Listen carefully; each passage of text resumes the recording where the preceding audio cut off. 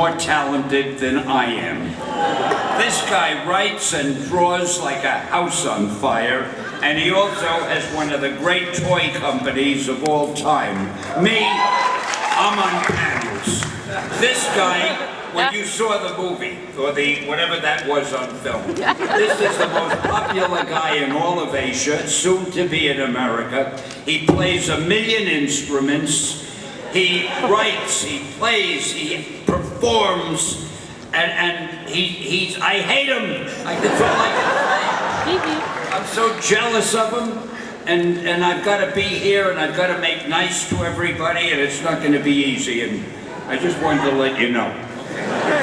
That's the biggest compliment I've ever got.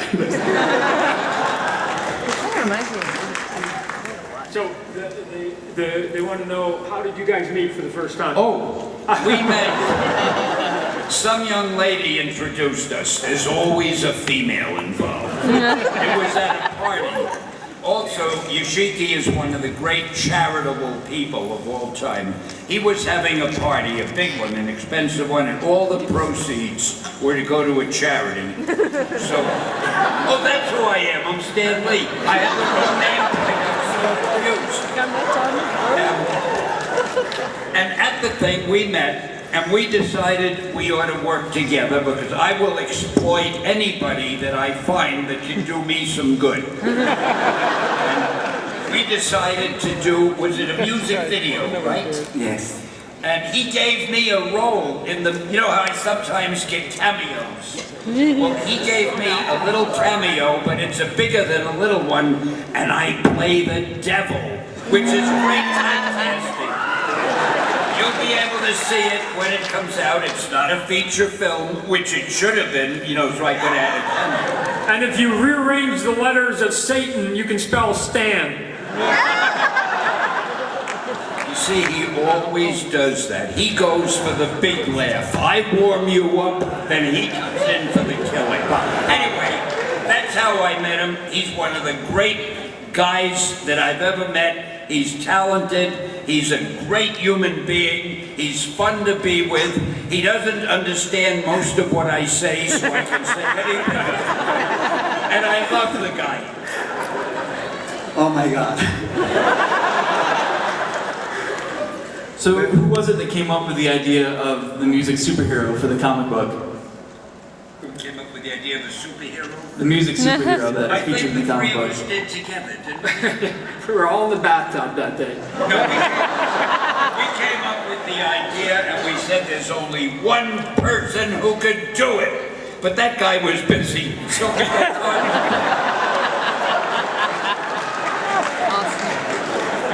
And of course, I said yes, because I knew I was the second choice.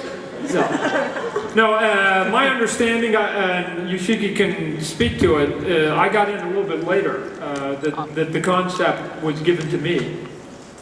You guys had talked about it in advance, so the question then became, from where I jumped in, how do we now take the idea that these two good men came up with and turn it into a comic book that Yoshiki could sell back to his fans? So, Yoshiki, you want to tell them how you guys came up with the idea?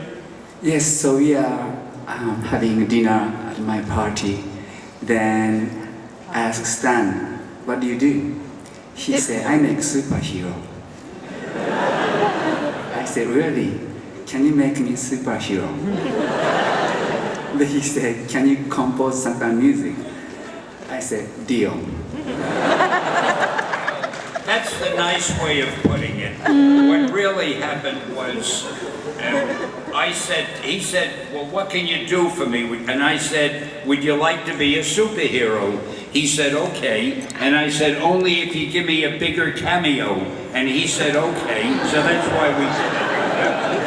I didn't We came up with this idea, and I got it. And this is hard for me to say. I don't say this often about other people, but he had more to do with the idea than I did. You wanted the dragon.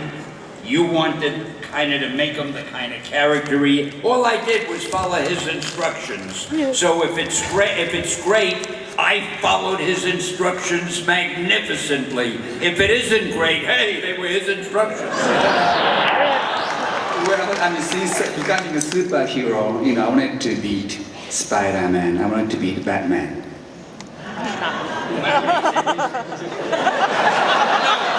No, I can hear him somehow into the mic. It comes out muffled. If he just looked at me and talked, I'd hear him. This helps you people, but I can't hear what they say when they talk into the dumb mic.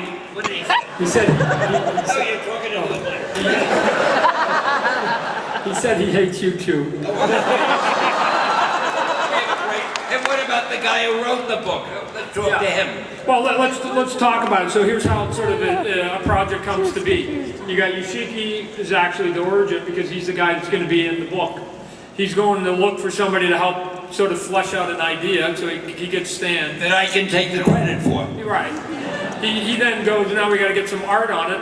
That then comes over into my studio, and I have to put a book together. So it was fairly easy for me to find a writer that could flesh out the ideas that Yoshiki and Stan came up with. John Goff over here currently helps me on the Spawn comic book. He helps with the writing and the plot on it, so I already had somebody that I could trust in terms of their sensibility. And from there, he just got the idea, and John can talk a little bit about how he expanded it out. So what I was given was the treatment that Stan and Yoshiki had put together, and then it kind of went through Todd and his people. And we just kind of fleshed out this 2-page treatment of the story and the origins of the characters and turned it into this 4-issue miniseries, and adding kind of different depths to the villains and increasing like the threat of this traditional kind of superhero story, but adding in the musical elements and kind of trying to do some different things. So there'll be some twists and turns throughout the story that'll kind of hit new and different beats that were all kind of fleshed out in that original treatment that Stan and Yoshiki put together. I heard the word flesh out. The rest of it you'll tell me. That's all right. I'm kidding. He said he copies everything you do. And take the credit. So Yoshiki, as an artist, what do you hope to express through this comic as opposed to your work as a musician? What do you hope to get out of doing the comic book instead of that you couldn't do with music? Why don't they have a translator up there? He speaks English, sort of.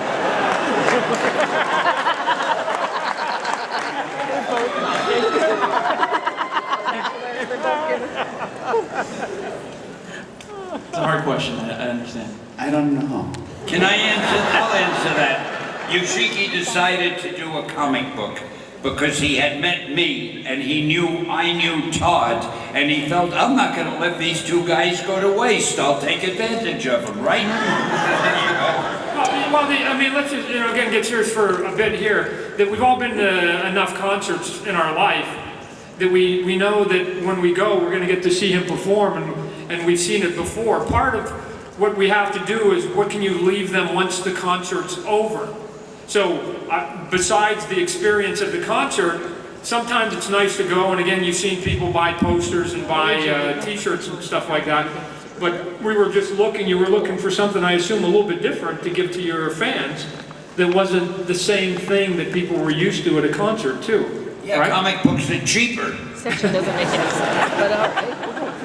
I'm sorry.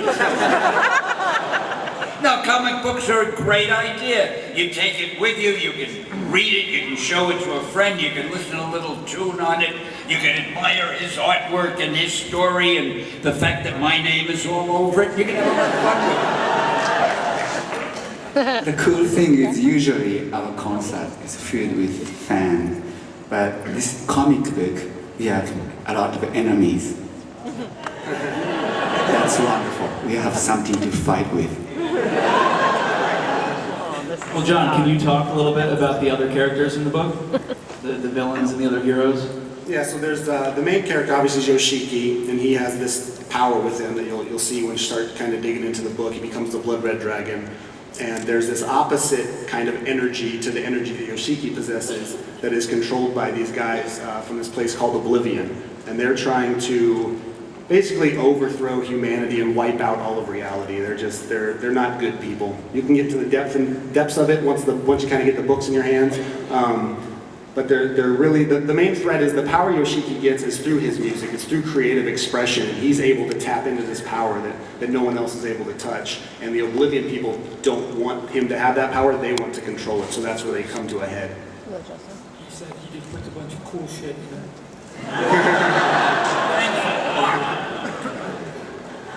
Stan, do you find there's a difference between Japanese comic book fans and American comic book fans?